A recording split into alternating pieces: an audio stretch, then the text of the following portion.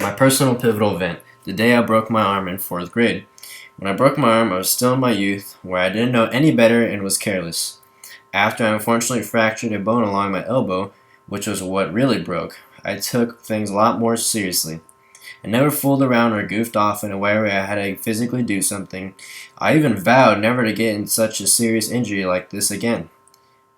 I never did anything ever again without making sure that all the safety precautions were done and that I had all the necessary safety gear on too.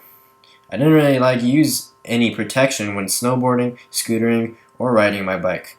After I broke my arm, however, I stocked up on helmets, knee pads, and elbow pads in order to ensure my safety. I always ask questions if I asked to do something. This led me to ask more questions in general and become more curious. It also led me to watch out for the danger that would harm others. This is how I befriended many of my friends now and how I made so many friends as well, including Mowdy and Daniel. My historical pivotal event, the Sandy Hook Elementary School shooting. When Adam Lanza entered the Sandy Hook Elementary in Connecticut and shot 27 people, including himself, it raised an issue that left everyone wondering, should guns be owned by people as young as the 20-year-old shooter, and if guns are as dangerous as the one Lanza used, are that easy to obtain. Several plans were proposed to reduce the amount of people who are able to obtain guns. One of those plans was to make background checks for people universal and to have the states ban the sale and manufacture of firearms that had more than 10 rounds of ammunition.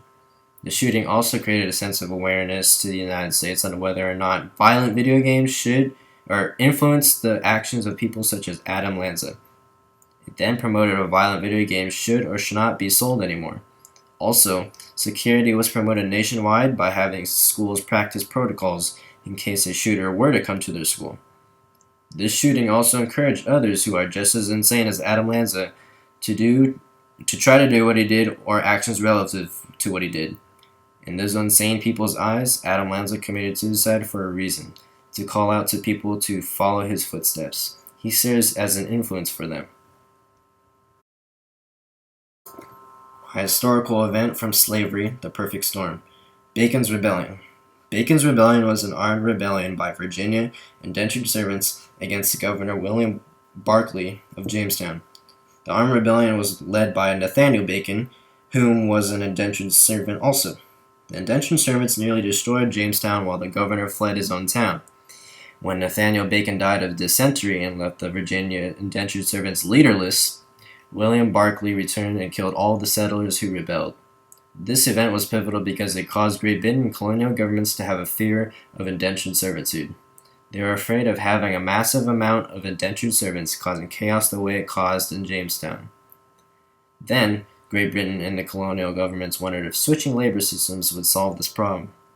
Soon that plan was actually executed and indentured servitude was replaced with black chattel slavery when African American slaves started to be used as the primary labor source due to economical reasons. This is how black slavery initially began, because of economical reasons.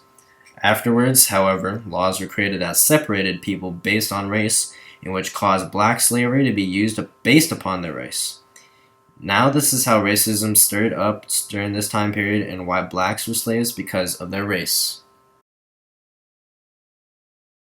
My historical event from the Revolution timeline, the Intolerable Acts. The Intolerable Acts was a series of laws passed by Great Britain in order to punish the colonies for dumping nearly all the tea in the Boston Tea Party. The actual name of the Intolerable Acts was the Coercive Acts. When the colonists witnessed the effects of the Coercive Acts, they felt they were so harsh they named it the Intolerable Acts. The colonists would forever remain loyal to Great Britain because they believed they would provide protection for them. The Intolerable Acts only contributed to their feelings of how they felt their rights were being threatened during that time period. That is why the First and Second Continental Congress were called, in order to think of how to react to the new laws and acts being passed. About 2 years after the Second Continental Congress, the colonists came to the conclusion that the only way to restore their colonial rights was to declare independence from Great Britain. For many years, the colonists pondered what was the source of their problems, why they still remained loyal to Great Britain. They never thought that the people who believed would provide protection and safety would threaten their rights. The Intolerable Acts ultimately led to the American Revolutionary War, the first Congress ever created, and the independence of the colonies, stated from the Declaration of Independence. From that point on, they were known as the United States. My historical event which led to the dissolution of the U.S. in 1861. The Dred Scott Decision. The Dred Scott Decision was a U.S. Supreme Court decision that ruled African American slave Dred Scott could not sue for his freedom. Dred Scott was sent to the slavery-free states of Illinois and Wisconsin. When Scott and his master were sent back to the slave state of Missouri, Scott's master soon died. Therefore, he tried to sue for his freedom. Because he was an African American, he had no rights to be acknowledged of, stated Chief Justice of U.S. Supreme Court Roger B. Taney. This caused debate on whether slaves were even considered citizens anymore. Anti-slavery people believed that if they were people and therefore had rights, why don't slaves have rights? After all, slaves were technically people, but they had no rights the U.S. should respect, believed the Northerners. The North was disgusted with the fact that the U.S. Supreme Court denied Scott of his request. The South obviously favored the decision. The North believed that the court decision only supported the process of spreading slavery throughout the states. Taney hoped to solve the issues about slavery in his time as a Chief Justice, but he only made it worse. With the overall consensus from this case being that slaves had no rights and were not free if they moved to a slavery-free state, the South urged to spread slavery, while the decision only strengthened the stop to spreading slavery from the North. Ultimately, the North and South developed further apart based upon their views of slavery.